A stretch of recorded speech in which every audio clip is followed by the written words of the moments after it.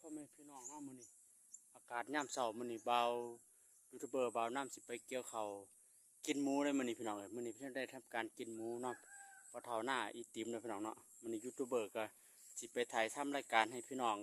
ได้เห็นได้รับชมเนาะขอขอบคุณขอบใจแฟนคลับหรือ FC ผู้ติดตาม100 กว่าคนเนาะพี่น้องเนาะก็ได้คะแนนขึ้นมาอยู่เรื่อยๆก็ขอขอบคุณขอบใจแฟนคลับหรือ FC ให้กำลังใจยูทูบเบอร์เบาน้ำในพี่น้องเสมอมานะพี่น้องเนาะ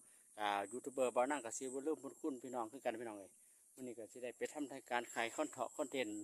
ดูหน้าพระเถาอีติมนะพี่น้องเนาะก็ได้ทำการขาหมูขาเป็ดขาไก่นะพี่น้องเนาะเพิ่นได้ต้อนรับครับย่ำดีจากยูทูบเบอร์ของบ่าวน้ำในพี่น้องเนาะพระเถาอีติมนะพี่น้องชาวบ้านพังแดงหรือโน่นหาดบ้านมงขอมงคำพ้นเถาะพ้นทองนะพี่น้องอยู่ได้มาหาติดต่อยูทูบเบอร์บ่าวน้ำได้เด้อพี่น้องเอ้ยดู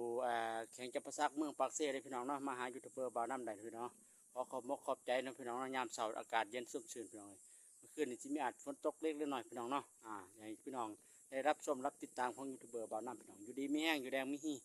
เบิร์ดสุขุสุขคนกับอยู่ท้องไห้ท้องหน้าพี่น้องเนาะเอาสบายดีพี่น้องเป็นรองปองปลายเบิร์ดสุขุสุขคน